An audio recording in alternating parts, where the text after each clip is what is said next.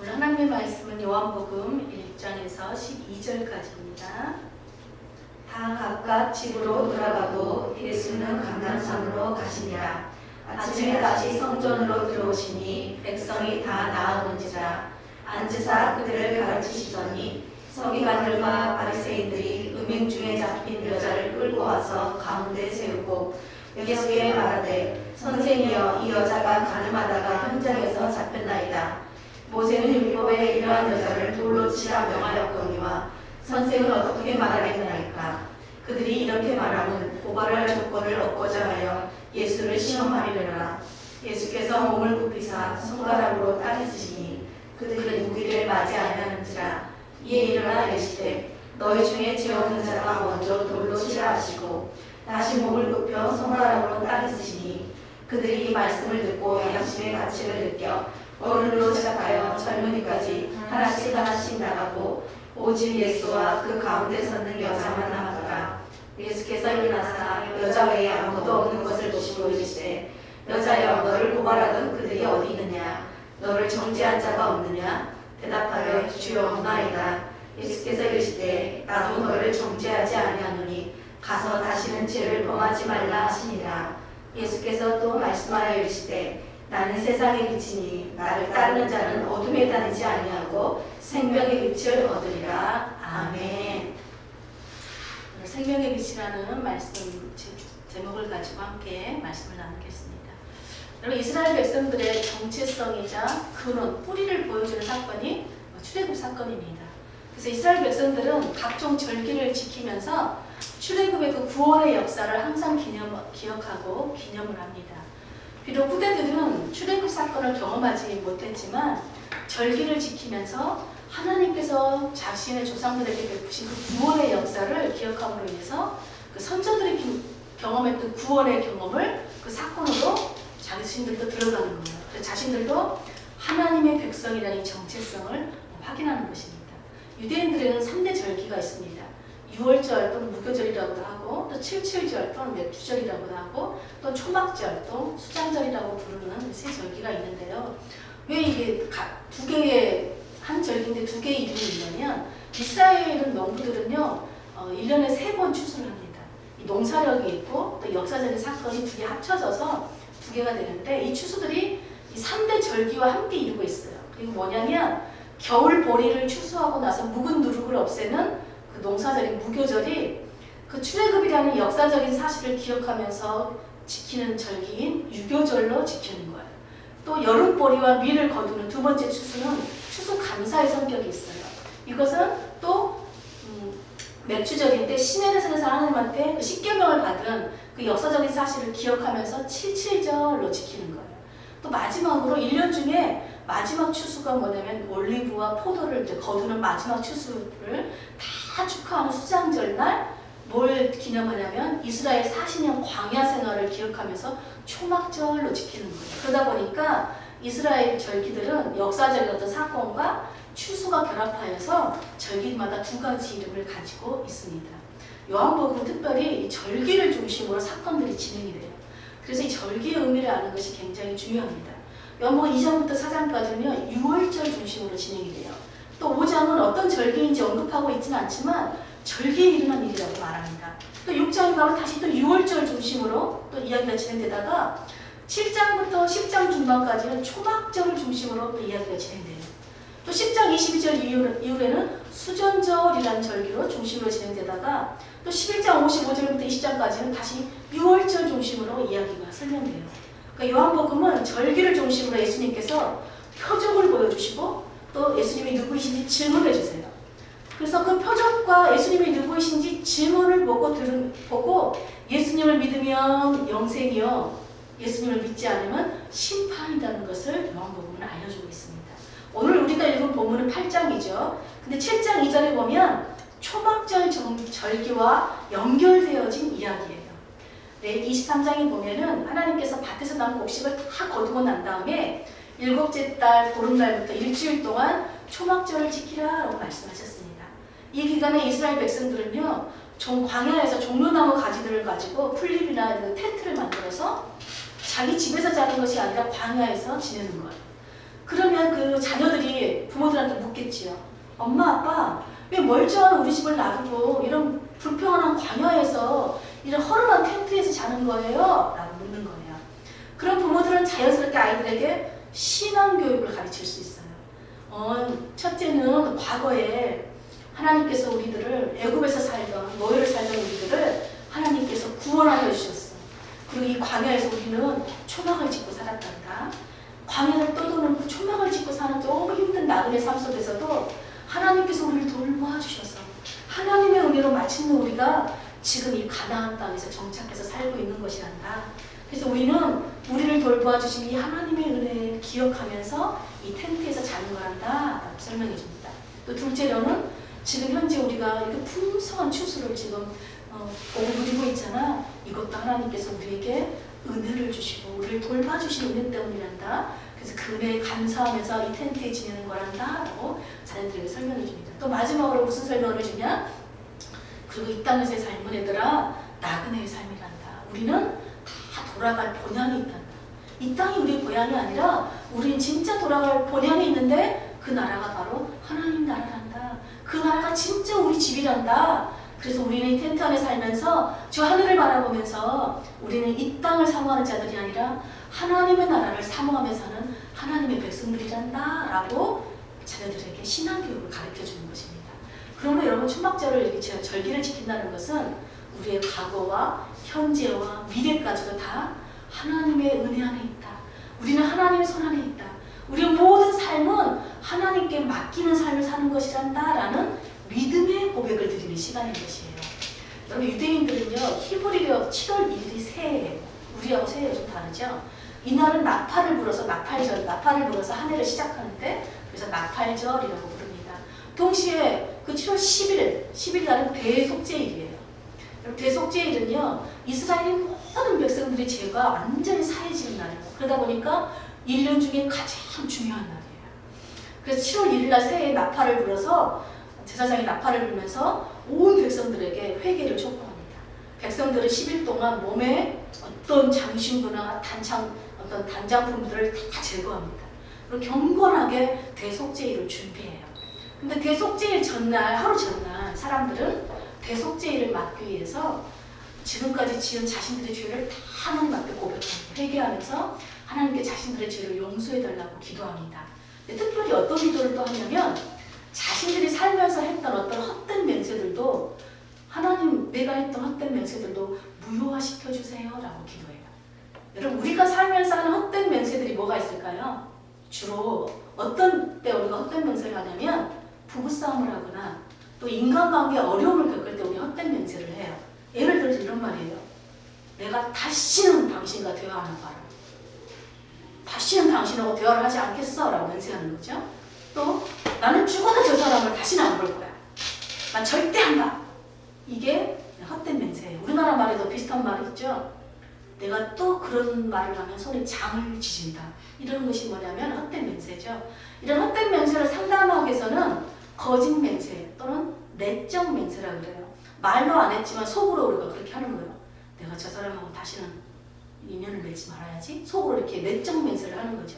그래서 여러분 내적 치유를 할 때 내가 이렇게 묶었던 거짓 맹세로 묶었던 이런 묶었던 것을 회개하고 푸는 기도를 시킵니다. 그러면 이게 뭘까요? 그 사람을 용서하는 거겠죠.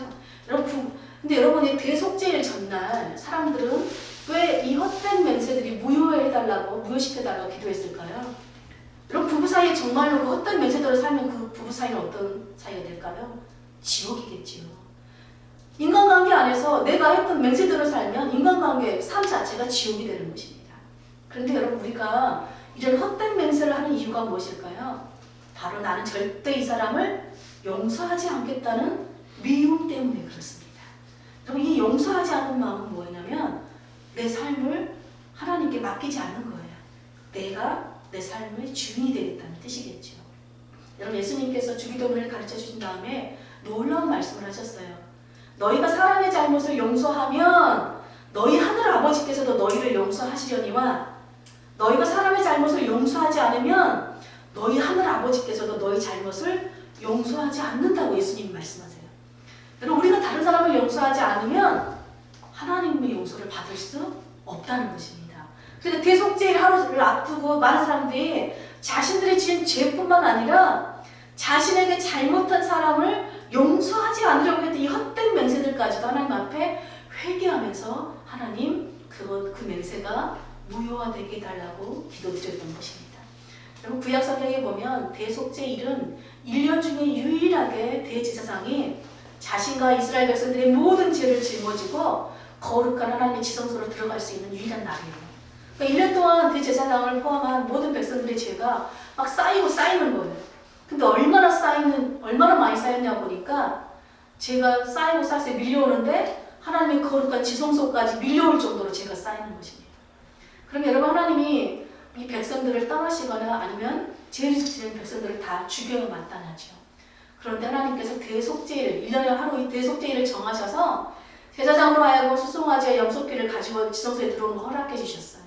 그래서 그 피로 제사장과 모든 백성들의 죄를 사하시고 다시 백성들을 살게 하셨어요. 이것이 바로 하나님께서 자기 백성들을 사랑하심으로 베푸시는 은혜지요. 하나님께서 자기 백성들을 떠나지 않고 자기 백성들과 영원히 함께 하시는 은혜를 그렇게 대속죄일을 통해서 베풀어 주신 것입니다.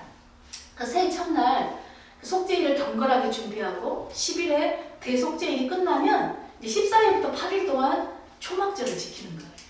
그러니까 요한복음 7장 2절에 보니까 초막절이 가까웠다라고 되어 있어요. 이 말은 나팔절이 지나고 대속죄일이 이제 막 지났다는 것을 알 수 있습니다. 근데 여러분 초막절에는요 2가지 의식을 해요. 첫째는 새벽에 제사장들이 성전에서 멀리 떨어진 실로암이라는 연못으로 가서 이 황금 주전자에다가 물을 떠다가 아침 제사, 첫 제사 드릴 때 돌아와요. 그러면서 그 성전 번제단에다가 그 물을 쏟아 붓습니다. 이것이 바로 헌수식이에요. 이런 물은 생명 또 하나님의 은혜를 상징합니다. 둘째로 밤에는 등불 성전 뜰에다가 등불을 환하게 점화시켜서 빛을 환하게 비추게 해요. 여러분 빛은 뭐냐면 하나님의 임재를 상징해요. 하나님이 우리가 영원히 함께 하신다라는 뜻이지요. 초막절에서 아주 중요한 2가지 주제가 뭐냐 바로 물과 빛이에요. 그리고 물과 빛은 바로 하나님의 임재와 하나님의 은혜로 사는 삶이 바로 생명의 삶이요 축복의 삶이다라는 뜻입니다. 이렇게 물을 일주일 동안 새벽마다 제사장들이 길러와서 헌수식을 하고 밤에는 등불을 환하게 밝혀서 축제의 날을 보내다가 마지막 8일째에는 모든 일을 멈추고 거룩한 총회로 모입니다. 모든 백성이 모여요. 여러분 거룩한 총회로 모든 백성들이 모여서 가장 마지막 날 중요한 걸 하는데 그게 뭐를 할까요? 기도를 합니다. 근데 무슨 기도를 했을까요? 먼저는 올 한 해 하나님께서 마지막 농사까지 추수 잘 마치도록 비를 주신 그 하나님의 은혜에 감사 기도를 드립니다. 여러분이 하나님께서 비를 주시지 않으면 그 어떤 농사도 지을 수가 없잖아요. 올해도 하나님의 은혜로 우리가 이렇게 풍성한 추수를 거두었습니다. 감사로 기도를 드려요. 2번째는 이제 다시 곡식을 새해가 되어서 곡식을 또 파종해야 되잖아요. 농사를 다시 지으려면 뭐가 필요할까요? 또 비가 필요하겠죠. 그래서 하나님 올해도 다시 은혜의 비를 우리에게 내려주십시오. 라고 기도하는 거예요.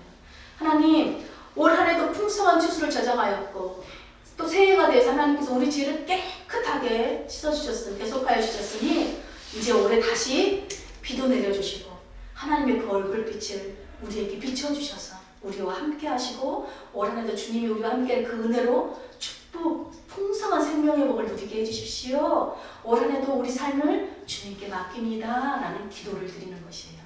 근데 이 초막절 마지막 날에 예수님께서 일어서셔서 큰 소리로 말씀하셨어요. 우리 7장 37절 38절 예수님이 뭐라고 말씀하셨는지 함께 보겠습니다. 시작. 명절 끝날 곧 큰 날에 예수께서 서서 외쳐 이르시되 누구든지 목마르거든 내게 와서 마시라. 나를 믿는 자는 성경의 이름과 같이 그 배에서 생수의 강이 흘러나리라 하시니. 네. 명절 끝날은 초막절 마지막 날이에요. 세번역을 보면 큰 날이라고 돼 있어요. 우리는 큰 날로 돼 있는데 세번역은 명절의 가장 중요한 날로 돼 있어요. 백성들이 하나님께 비를 달라고 기도하는 아주 가장 중요한 날 예수님께서 누구든지 목마른 사람은 나에게 와서 마시라고 말씀하시는 거예요. 근데 이 말씀은 이사야 선지자를 통해서 하신 말씀이에요. 이사야 55장 1절에 보면 이렇게 말씀합니다. 오라 너희 모든 목마른 자들은 물로 나오라. 자도 오라. 너희는 와서 사 먹되 돈 없이 값 없이 와서 포도주와 젖을 사라 말씀하세요. 이사야 선지자는 보면은 목마른 자들은 물로 오라 이렇게 있어요. 물로 나오라. 예수님은 뭐라고 말씀하세요? 목마른 자들은 내게로 오라 라고 말씀하세요. 요한복음 4장에 보면 예수님께서 사마리아 여인에게 말씀하시죠. 내가 주는 물을 마시는 자는 영원히 목마르지 아니하리니 내가 주는 물은 그 속에서 영생하도록 솟아나는 샘물이다 라고 말씀하십니다. 즉 예수님이 자신이 지금 누구라고 말씀하시냐니까 바로 영원한 생명을 값없이 주는, 영원한 생명을 은혜로 주시는 그 하나님이다 라고 말씀하시는 것입니다. 즉 자기 자신이 하나님이심을 증거하고 계세요. 또 그 배에서 생수의 강이 흘러가리라 이 말씀은 에스겔에 있는 47장 말씀을 인용한 말씀이세요. 에스겔이 환상을 보는데 환상 가운데서 성전 문지방으로부터 물이 막 쏟아져 나오는 거예요. 근데 그 물이 흘러서 어디까지 가냐? 사해로 들어가. 사해가 죽음 바다예요. 죽음의 바다인데 여러분 죽음의 바다에는 생명이 살까요? 못 살까요? 아무도 살 수 없는 그런 죽음의 바다인데 성전으로부터 흘러다니는 물이 이 사해로 딱 들어가니까 놀랍게도 그 바다가 생명이 사는 바다로 바뀌는 거예요. 많은 물고기들과 옆에 있는 모든 나무들이 약재 열매를 맺는 그런 생명의 바다로 살아나는데 이 환상을 또 누가 보니까 요한이 봐요. 요한계시록에 보면 요한계시록 22장에 사도 요한도 동일한 환상을 보는데 어린 양과 하나님의 보좌로부터 수정같이 맑은 생명수가 흘러 넘치는 거예요. 그 생명수가 새하늘과 새 땅에 흘러 넘치는 것입니다. 즉 영원한 생명을 얻는 것이에요. 그래서 22장 요한계시록 22장 17절에 이렇게 말씀합니다. 성령과 신부가 말씀하기를 오라 하시는도다. 듣는 자도 오라 할 것이요 목마른 자도 올 것이요 또 원하는 자는 값없이 생명수를 받으라 하시더라 말씀하세요. 여러분 예수님만이 오직 예수님만이 우리에게 값없이 생명수를 주시는 분이세요. 예수님께서 주시는 그 생명수가 뭘까요? 바로 성령님이세요. 구약의 예언자들이 많이 예언했어요. 마지막 날에 하나님께서 약속하신 하나님의 영을 우리에게 물 붓듯이 부어주시겠다고 약속했는데 지금 예수님께서 초막절날 지금 헌수식이 뭐예요? 물 붓는 거잖아요. 그런 것처럼 예수님이 우리에게 성령을 물 붓듯이 부어주시는 바로 그 생명수를 주시는 분이 예수님이시다라고 예수님이 자신을 증언하시는 것입니다. 예수님께서 십자가에서 우리 죄를 다 대속하시고 죽으실 뿐만 아니라 부활하심을 믿는 자들마다 우리는 하나님의 성령을 선물로 받은 자들이에요. 그럼 하나님의 성령이 있는 자들마다 영생의 선물을 받은 자들인 것입니다. 그래서 초막절에 여러분 백성들이 구하는 이 물은 뭐예요? 또 매년마다 구하는 물이에요. 마셔도 목마른 물입니다. 그런데 예수님은 우리에게 영원히 목마르지 않는 물, 영원한 생수이신 바로 성령을 우리에게 주시는 하나님이다라고 증언하시는 것입니다. 근데 요한복음을 보면요, 예수님이 증언하고 표적을 보여주면 그것을 믿는 사람이 있고 어떤 사람은 예수님이 표적을 보여주고 증언을 하면 예수님을 미워하는 사람들이 있습니다. 자, 그렇게 새해가 지나고 지난 한 해 동안 하나님께 대속죄를 지나면서 모든 죄를 사함받았어요. 그리고 8일간 초막절도 지켰어요. 그래서 이제 올 한 해도 하나님께서 우리에게 비를 주실 것이고 하나님이 우리와 함께 하시는 증거로 그 우리 등불처럼 환하게 비춰주셔서 이제 올 1년은 우리도 또 하나님의 은혜 안에서 우리가 평안하게 살 거라는 기쁨과 감사의 축제의 시간을 보내면서 마지막 날에도 올라이스래요. 밤새 축제를 지냅니다. 그리고 그 새벽 올라이트 새벽 해가 딱 뜨면 제사장들이 나팔을 불어요. 찬양을 하면서 하나님이 우리의 모든 죄를 용서하셨습니다 선포하면 축제가 끝나는 거예요. 초막절 축제가 딱 끝납니다. 그래서 우리가 8장 1절에 보니까 뭐라 그래요? 이제 하나님의 제 은혜와 새해에 이제 하나님 비도 주시고 하나님 우리에게 등불이 되어서 빛을 비추시는 그 하나님의 은혜를 사모하고 각각 집으로 돌아갔어요. 그리고 예수님도 갈람산으로 가셨습니다. 그러면서 새 아침을 맞는 그날 바로 오늘 본문의 내용이에요. 예수님은 새 아침에 평소대로 성전에 들어가셔서 백성들을 가르치니까 백성들이 예수님께 막 나왔습니다. 근데 반대로 새 아침에 전혀 다른 행동을 한 사람이 있죠. 바로 서기관들과 바리새인들이 가늠하다 잡힌 여자를 끌고 왔어요. 예수님께 끌고 와서 내동댕이 치는 거예요. 그러면서 선생님이요, 이 여자가 가늠하다가 현장에서 잡혔어요. 모세는 이런 여자를 돌로 쳐 죽이라고 했는데 선생님은 어떻게 말하겠습니까? 라고 묻는 거예요. 여러분 한번 상상해 보세요. 어젯밤에 하나님께서 우리가 재용서를 해주신 것을 은혜를 기념하면서 밤새 축제를 벌였어요. 그리고 하나님께서 우리를 용서하셨다는 선포로 축제가 지금 막 끝났어요. 그렇게 된 아침이에요 지금. 그럼 이 사람들은 밤새 뭐 했다는 거예요? 밤새 하나님의 용서가 선포되어진 은혜의 밤에 밤새 가늠한 여인을 일부러 찾아서 곳곳을 둘쑤시고 다녔다는 것입니다. 여러분, 가늠이 혼자만 저지를 수 있는 죄인가요? 현장에서 붙잡혔다면 여자도 있었겠고 누가 있었을까요? 또 남자도 있었겠죠. 근데 왜 여자만 잡아왔지요?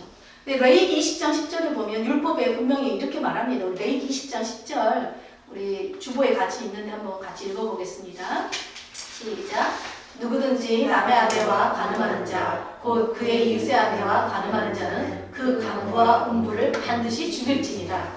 자, 간음한 두 사람을 반드시 죽이라고 말해요. 여러분, 율법의 본질은 사람의 죄를 깨닫게 해서 의의 길로 인도해 주는 거예요. 즉 공동체 안에 악을 제거하고 공의를 올바르게 세우는 거예요. 그러니까 사람을 죽이는 게 목적이 있는 것이 아니라 악을 제거하고 공의를 세우는 게 목적이죠.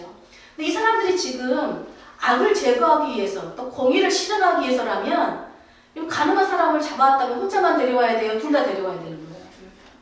분명히 둘이서 죄를 지었는데 한 사람만 데려오는 것은 공의가 아니죠. 근데 이 사람들이 여자만 데려온 것은요, 예수님을 궁지에 몰아서 고발할 조건을 만들려고 일부러 예수님을 시험에 빠지게 하려고 그렇게 한 것입니다. 그러니까 이들은 마치 언뜻 보면 자신들이 악을 제거하기 위해서 공의를 행하는 것처럼 보이지만 실상은 뭐예요? 자신들의 어떤 악한 목적을 위해서 한 여자를 희생시키는 악을 범하고 있는 것입니다. 여러분, 절대 용서할 수 없는 우리 죄를 하나님께서 대속해 주셨어요. 얼마나 감사합니까? 정말 놀라운 은혜지요. 근데 이들은 그날 새아침에 뭐라고 말하는 거예요?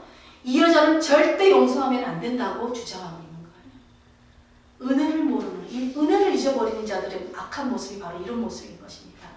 이런 자들을 향해 예수님께서 우리가 너무나 잘 아는 유명한 말씀을 하시죠. 8장 7절에 너희 중에 죄 없는 자가 먼저 돌로 치라. 무슨 말이에요?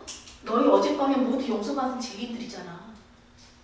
너희가 용서받은 죄인들이라면, 그 은혜를 아는 자들이라면, 그 은혜를 받은 하나님의 백성이라면 너희들도 용서해야 되지 않겠니? 지금 너희들이 하는 행위가 의로운 행위라고 너희들은 생각하니? 정말 너희들이 합당한 행동이니? 라고 지금 예수님께서 말씀하시는 거예요. 이 말씀을 들은 사람들이 양심의 가책을 느낍니다. 그러면서 하나둘씩 다 떠나가요.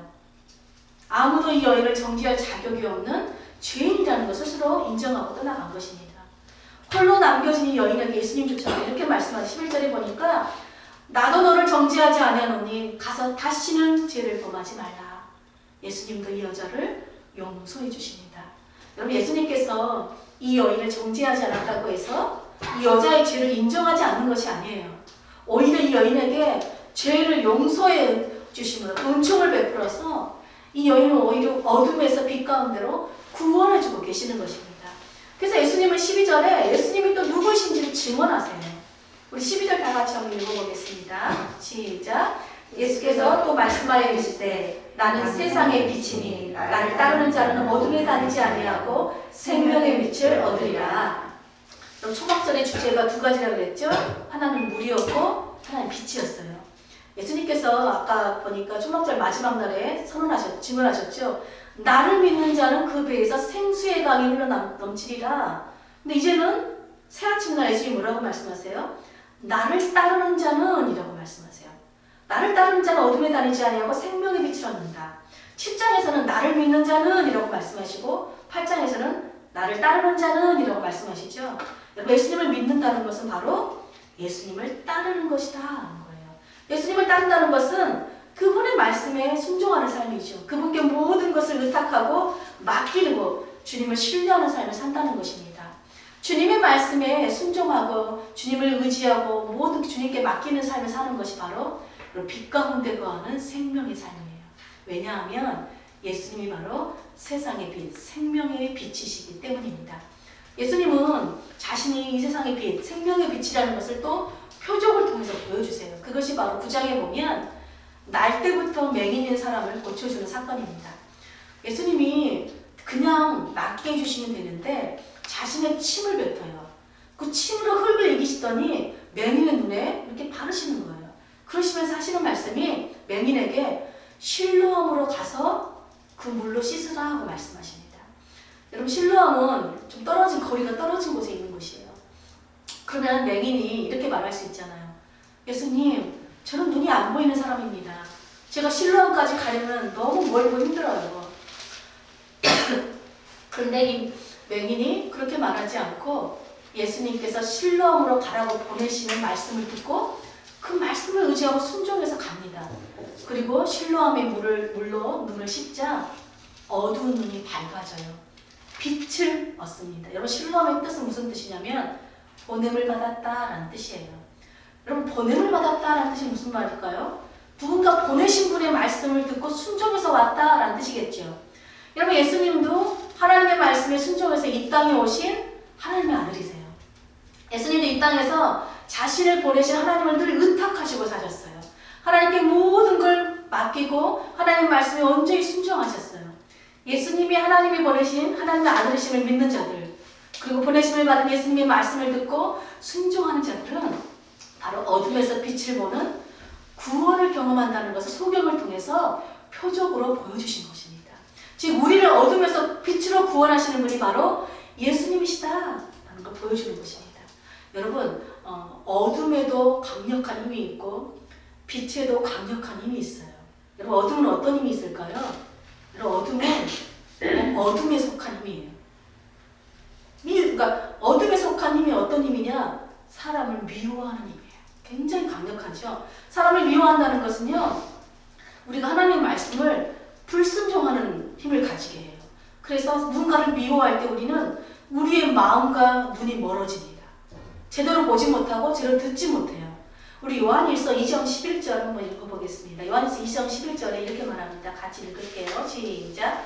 그의 형제를 미워하는 자는 어둠에 있고 또 어둠에 행하며 갈 곳을 알지 못하나니 이는 그 어둠이 그의 눈을 멀게 하였습니다.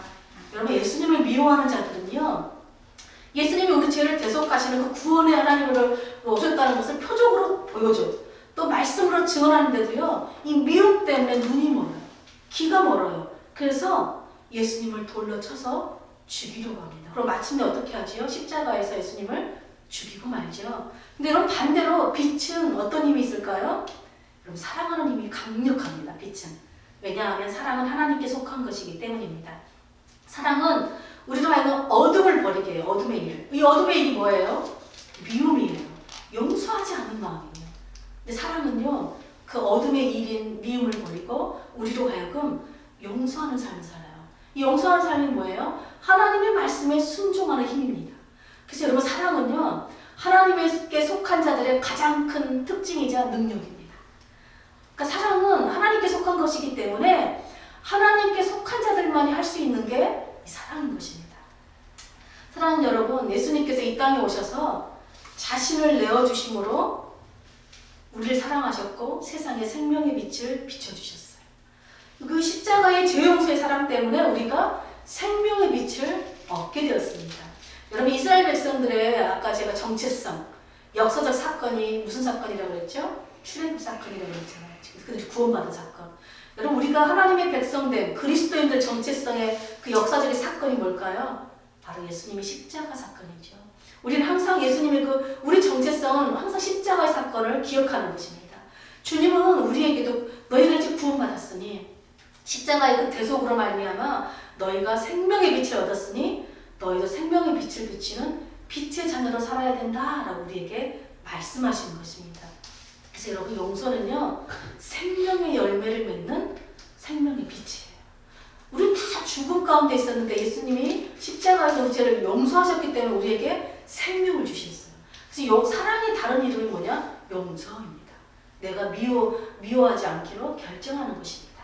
우리도 전에는 어둠 가운데 있을 때는요, 용서가 도무지 안 되는 사람들이었어요. 내가 다시는 저 사람을 용서하지 않으리라. 근데 여러분 우리가 예수님을 믿고 변화된 게 있는 뭐냐면은 죄 용서를 받은 우리 안에 성령님이 거하세요. 예수님을 믿기 전에는 성령님이 우리 안에 안 계셨어요. 그렇기 때문에 우리는 용서할 능력이 없는데 이제 우리 안에 누가 계세요? 성령님이 계세요. 여러분 성령님은 어떤 분이시냐? 우리로 하여금 하나님의 말씀을 따라 순종하게 하는 분이세요. 또 우리로 하여금 빛에 거하는 삶을 살게 하세요. 즉 누군가를 용서할 수 있는 힘을 주시는 분이세요. 우리로 하여금 사랑을 주시는 분이세요. 성령님 우리 안에 있는 그 어둠을 씻어내시고 어둠 깨끗하게 씻어내시는 그 생명의 물이요 우리로 하여금 말씀의 순종으로 살게 하시는 우리 빛으로 인도하시는 분이시기 때문입니다. 그래서 여러분 사랑하는 여러분, 우리는 십자가의 피로 깨끗하게 씻음 받아서 어둠에서 빛 가운데로 옮겨진 성령의 사람들이에요. 여러분 믿으십니까? 네. 그러므로 오늘 말씀의 빛 가운데서 우리 자기 자신을 좀 비추어 봤으면 좋겠어요. 그래서 하나님 내 안에 혹시 내가 속으로 남들에게 말하지 않았지만 속으로 했던 헛된 맹세들이 있다면 내가 하나님 앞에 회개합니다. 하나님 그 헛된 맹세들이 다 무효화되게 해주십시오. 내가 용서하지 않으려고 했던 이 마음들을 내가 주님 앞에 내려놓습니다. 주님 내 삶을 주님 손에 맡깁니다. 주님 저를 용서해달라고 이렇게 기도하는 저희들 되게 축복합니다. 그래서 정말 빛 대신 주님과 영원히 함께함으로 말미암아 여러분 세상의 빛을 세상에 비추는 정말 빛의 자녀들로 사는 저와 여러분이 되시기를 간절히 축복합니다. 아멘.